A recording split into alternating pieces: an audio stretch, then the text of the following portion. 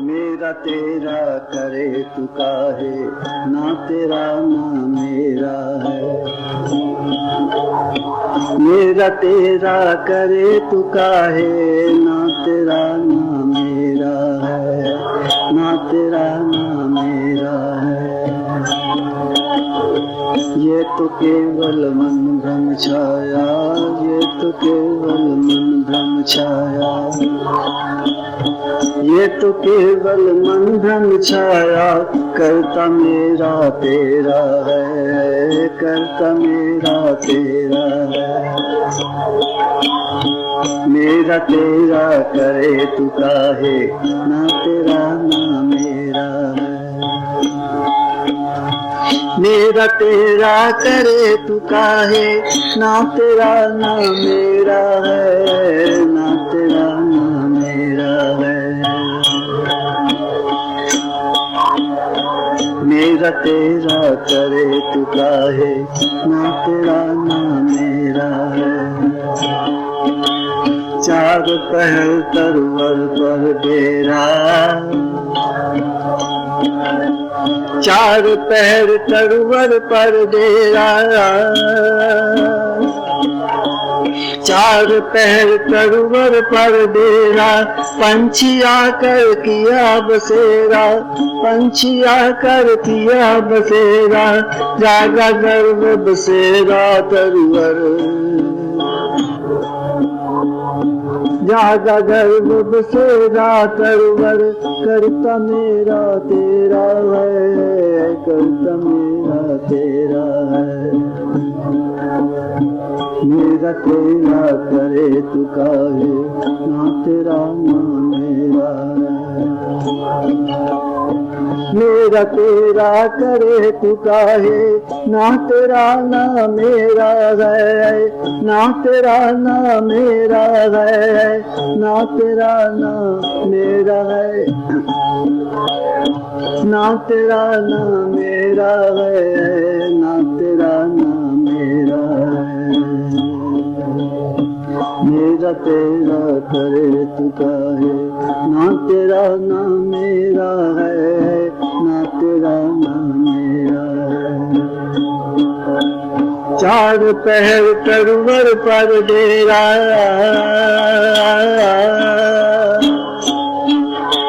चार पहर तरवर पर डेरा। पंछी आकर किया बसेरा, पंछी आकर किया बसेरा। जागा गर्व बसेरा तरवर, जागा गर्व बसेरा तरवर।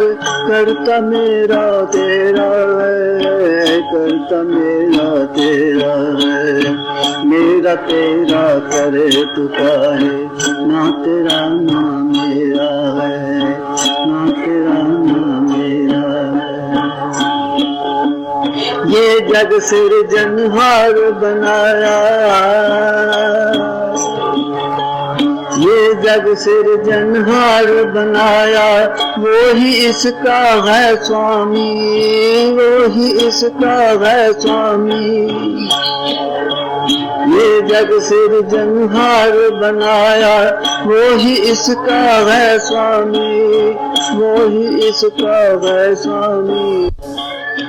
तू तो मिथ्या गर्भ में डूबा, तू तो मिथ्या गर्भ में डूबा, तू तो मिथ्या गर्भ में डूबा। करता मेरा तेरा है, करता मेरा तेरा है। मेरा तेरा करे तू काहे, मेरा तेरा करे तू काहे। मेरा तेरा करे तू काहे, ना तेरा ना मेरा है, ना तेरा ना मेरा है। इसे बुलाए,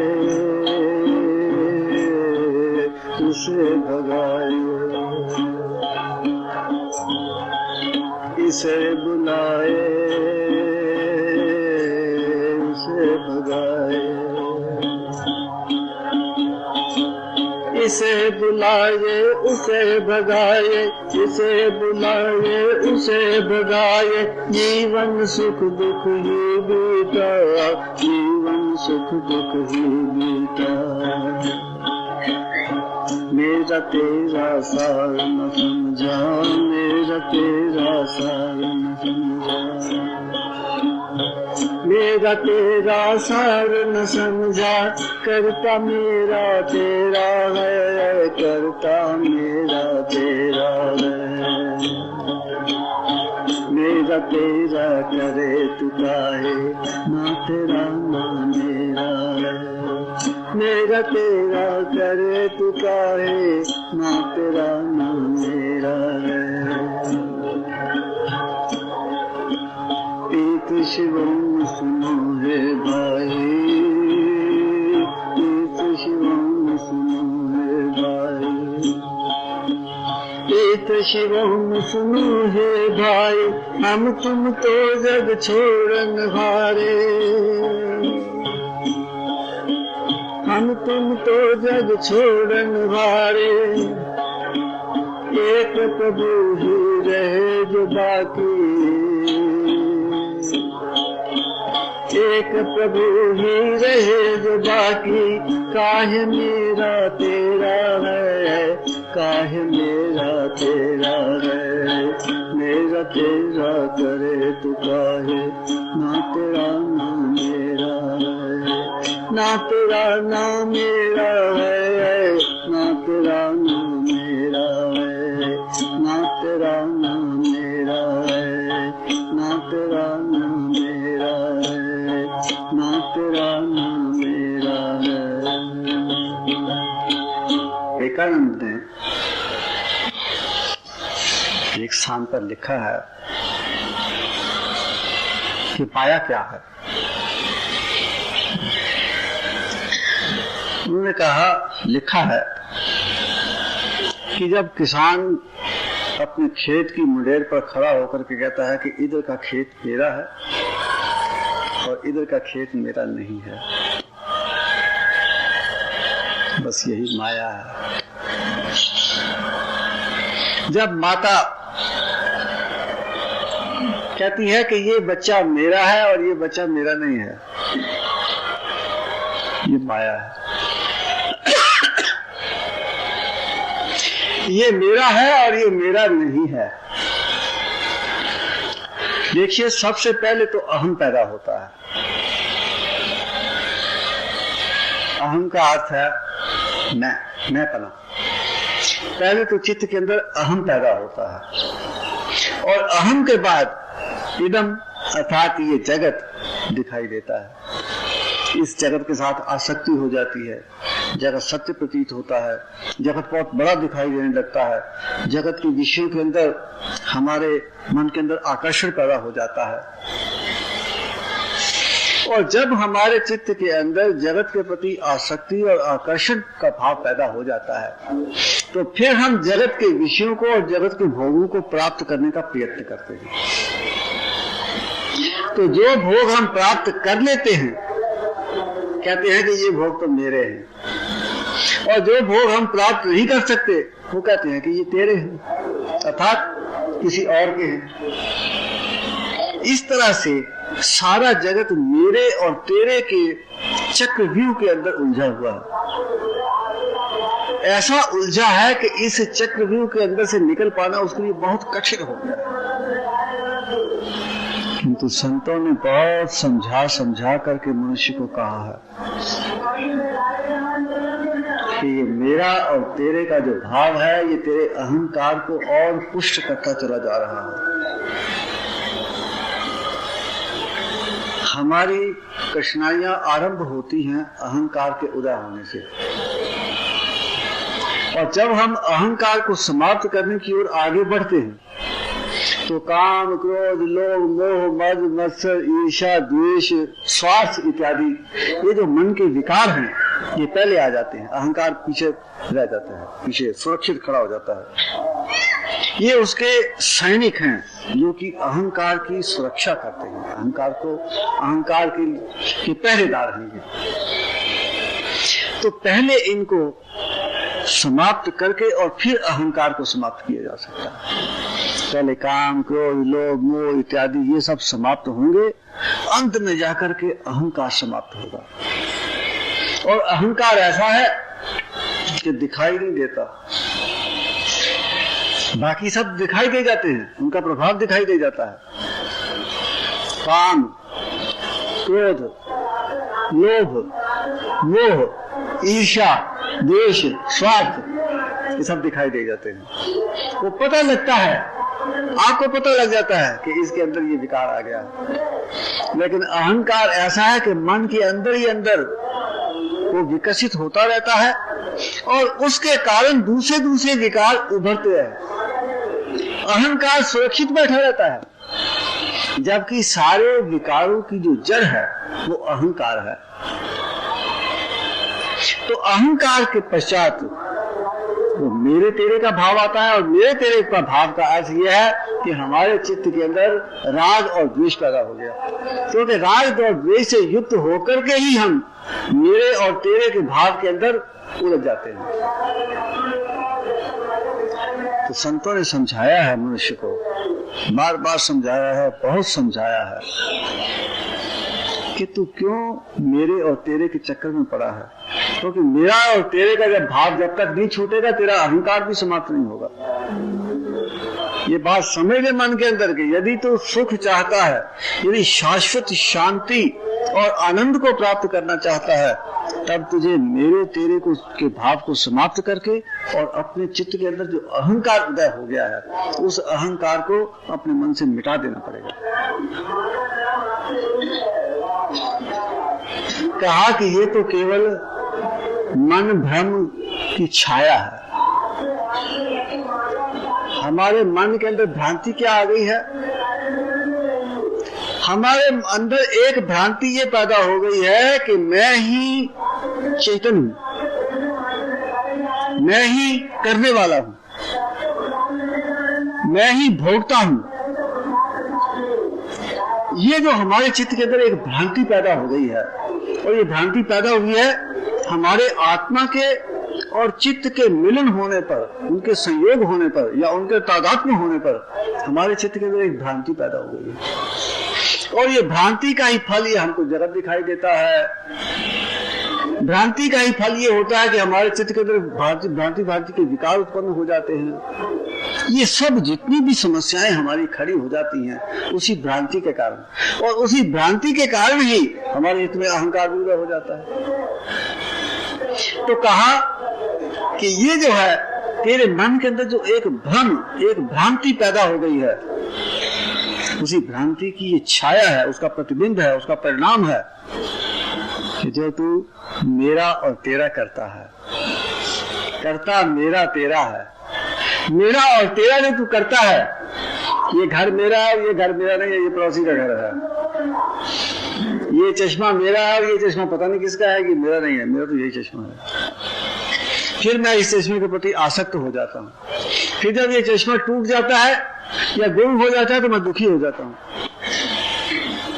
इस प्रकार से हम अपने वस्तुओं के प्रति, अपने धन संपत्ति के प्रति, अपने परिवार के प्रति इतने आसक्त हो जाते हैं, इतने बढ़ जाते हैं, ये परिवार मेरा है, ये धन संपत्ति मेरी है और ये मेरी नहीं है। ये जो देशभक्ति है, देशभक्ति क्या है? भगवान की बनाई हुई सृष्टि के अंदर हम एक सीमा बना लेते हैं कि ये देश मेरा है और ये देश मेरा नहीं है, ये शत्रु देश है। और उस देश के प्रति फिर हम मर मिटने को तैयार हो जाते हैं, यही देशभक्ति है। जो आध्यात्मिक व्यक्ति होते हैं वो इतने ऊपर उठ से चले जाते हैं कि देशभक्ति भी नीचे रह जाती है। उनके सारा संसार एक समान हो जाता है, अर्थात ये मेरा देश और ये मेरा देश नहीं, ये भाव उनका समाप्त हो जाता है। अब कहते हैं कि हुआ क्या कि 4 पहर वृक्ष के ऊपर, झाड़ के ऊपर आकर के पंछी बैठ गया। पंछी अर्थात जीव आत्मा आपका इस शरीर के अंदर आकर के बैठ गया। ये जो तरुवर है या ये जो वृक्ष है जिसके ऊपर के पंछी आकर के बैठ गया है, वो आपका शरीर है। तो चार पहर के लिए पंछी आकर के इस वृक्ष के ऊपर बैठ गया और फिर यहाँ पर आकर के उसने बसेरा किया, इसके अंदर आकर के उसने अपना घर किया, इसके अंदर आकर के रहने लग गया। ये तो एक बाढ़ है, प्रवाह है, और उस प्रवाह में हम प्रवाहित होते हुए बहते हुए आते चले जाते हैं। एक हमको सूखी जगह मिल जाती थोड़ी सी, हम उसके ऊपर चढ़ के पहुंच जाते हैं, समझ जाते हैं कि हम तो अब सुरक्षित हो गए, किंतु वो तो रेत का टीला होता है, पानी उसको भी काट देता है और हम फिर प्रवाहित होने लगते हैं। तो हम जो हमारे चित्त के अंदर उस रेत के टीले के प्रति इतनी आसक्ति हो जाती है कि हम समझते हैं कि अब ये घर है और ये हम सुरक्षित हैं। और इसी प्रकार से इस शरीर रूपी वृक्ष के ऊपर जीवात्मा आकर के चार पहर के लिए बसेरा करता है, किंतु उस बसेरा करने के अंदर ही उसके मन में उस वृक्ष के प्रति, उस वृक्ष से संबंधित सुख और दुख के प्रति, भोग और उपभोगों के प्रति, धन और ऐश्वर्य के प्रति, परिवार, मित्र, शत्रु इत्यादि के प्रति उसमें तरह तरह के कहीं विरोधी और कहीं अविरोधी कई प्रकार के भाव उसके चित्त में पैदा हो जाते हैं। उसमें मेरा और तेरा का भाव बढ़ता चला जाता है। ये मेरा मित्र है और ये तो मेरा शत्रु है, इस शत्रु को मारो, इसको निकालो। बड़े बड़े महात्मा जो है वो भी इस बात में उलझ जाते हैं। ये मेरा मित्र है और ये मेरा शत्रु है, ये मेरा मित्र है, इसको रखो अपने पास, और जो आज मित्र है वो कल शत्रु हो जाता है, तो इसको फिर जिसको आप रखना चाहते हैं उसको भगाने के पीछे लग जाते हैं। तो ये चक्र जो है मेरा और तेरा का चक्र जगत के अंदर चलता ही रहता है। जागा गर्व बसेरा तरुवर, चित्त के अंदर अहम भाव पैदा हो जाता है। गर्व अर्थात अहम भाव, जो मैंपने का भाव पैदा हो जाता है, बस फिर तो वो मेरा और तेरा करने लगता है। ये मेरा मित्र और ये मेरा शत्रु, ये मेरा अपना, ये मेरा पराया, ये गुणी अवगुणी, ये महात्मा, ये दुरात्मा, ये अच्छा, ये बुरा, ये मुझको पसंद है, ये मुझको पसंद नहीं है, ये मेरी रुचि की बात है, ये मेरी रुचि की बात नहीं है, ये मुझको अच्छा लगता है, ये मुझको अच्छा नहीं लगता, ये बुरा लगता है। बस ये मेरा और तेरा अर्थात राग द्वेष के अंदर उलझता चला जाता है। किंतु कहते हैं, संतों ने कहा कि ए मनुष्य, ए जीवात्मा, तू एक बात सोच कि जगत किसने बनाया है? तूने बनाया है? तूने तो नहीं बनाया। तूने तो भगवान के बनाए हुए इस जगत में अपना एक जगत निर्माण कर लिया। मनुष्य या जीवात्मा आसक्ति युक्त होकर के, राग द्वेष से युक्त होकर के भगवान की बनाई हुई सृष्टि के अंदर अपनी सृष्टि का निर्माण कर लेता है, और अपनी सृष्टि का निर्माण करके जो उसकी अपनी सृष्टि होती है उसके प्रति तो वो राग युक्त हो जाता है, और जो सृष्टि उसकी सीमा से बाहर होती है उसके प्रति द्वेष हो जाता है। इस तरह से उसके अंदर मेरे और तेरे का भाव जितना अधिक बढ़ता चला जाता है, उतना ही अधिक वो राग और द्वेष के अंदर उलझता चला जाता है, उतना ही उसका जगत के प्रति आसक्ति बढ़ती चली जाती है, और उतना ही वो माया के फेर के अंदर पड़ता चला जाता है।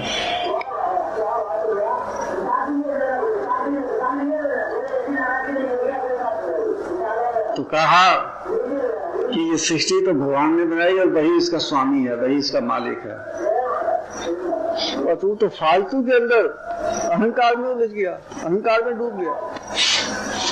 तेरे अंदर कोई शक्ति नहीं और तेरा कुछ भी नहीं। तेरे अंदर यदि कुछ है तो केवल मात्र एक ही है, अभिमान, अहंकार। अहंकार के अतिरिक्त और तेरे अंदर कोई शक्ति नहीं, तेरे अंदर कोई विद्वत्ता नहीं, तेरे अंदर कोई योग्यता नहीं। तू कुछ कर नहीं सकता, एक पत्ता भी इधर से इधर हिला नहीं सकता। यदि एक पत्ता तू हिलाता है, ये चश्मा उठा करके इधर से इधर किया तो इसका अर्थ यह है कि इस हाथ के साथ ईश्वरीय शक्ति युक्त थी, काम कर रही थी, इसलिए इस हाथ ने इस चश्मे को उठा करके इधर से इधर कर दिया। एक आदमी मर जाता है, उसको कहो कि चश्मा उठा के इधर से इधर कर देना, नहीं कर सकते, क्योंकि उसके अंदर ईश्वरीय शक्ति ने कार्य करना बंद कर दिया है। इसलिए वो इस चश्मे को उठा करके इधर से इधर नहीं कर सकता। उसको एक थप्पड़ लगाओ, वो उठ कर खड़ा होकर के आपको 2 थप्पड़ नहीं लगा देगा। उसको 4 गाली निकालो, वो आप उठ करके आपको 1 गाली नहीं निकालेगा। उसके आगे खीर का कटोरा भर के रख दो, वो उठ के खाने ही लग जाएगा, क्योंकि मर गया है। उसके अंदर ईश्वरीय शक्ति ने कार्य करना बंद कर दिया है। तो जब तक उसके अंदर ईश्वरीय शक्ति कार्य कर रही है, तब तक उसके अंदर अभिमान है, अहंकार है, मेरा घर, मेरा परिवार, मेरी धन संपत्ति, मेरा यश अपयश, मेरा ये, मेरा वो। तू तो मिथ्या गर्भ में डूबा करता मेरा तेरा है, इसे बुलाए उसे भगाए जीवन सुख दुख ही बीता। जो जो वस्तुएं उसको अच्छी लगती हैं, जो जो मनुष्य जीव उसको अच्छे लगते हैं, जो जो परिस्थितियां उसको अच्छी लगती हैं, उनको इकट्ठा करता चला जाता है, उनको बुलाता चला जाता है, उनको प्राप्त करने का प्रयत्न करता है। और ये तो मेरा शत्रु है, इसको तो भगाओ। और देखिए, इसीलिए कहा कि साधक के मन में ना तो किसी के प्रति राग होना चाहिए, ना किसी के प्रति द्वेष होना चाहिए। यदि साधक के अंदर किसी के प्रति राग है, तो राग के संस्कार उसके चित्त में संचित हो जाएंगे। यदि किसी के प्रति द्वेष है, तो उसका कुछ हो चाहे नहीं हो, लेकिन साधक का जो चित्त है वो मलिन हो जाता है द्वेष के संस्कारों से, क्योंकि उसके चित्त में जो संस्कार संचय हो गए, वो तो संस्कार उसी को भुगतने पड़ेंगे, उसी को उनको फल चखना पड़ेगा। तो हम अपना चित्त मलिन करके हम सुख और दुख, यश और अपयश, अनुकूलता और प्रतिकूलता का जो चक्कर चल रहा है, मेरे और तेरे का जो चक्कर चल रहा है, हम उसको और अधिक तीव्र गति क्यों प्रदान करें। इसलिए कहा कि जो साधक होते हैं उनको ना किसी के साथ राग और ना किसी के साथ द्वेष, उनका ना कोई अपना है ना कोई पराया है, ना उनका कोई मित्र होता है ना उनका कोई शत्रु होता है। या तो सारा जगत उनका होता है, या जगत में उनका कोई नहीं होता। 2 ही बातें हो सकती हैं, या तो सारा जगत आपका है, या जगत में आपका कोई भी नहीं। जो भाव आपको अच्छा लगे वो अपना लो।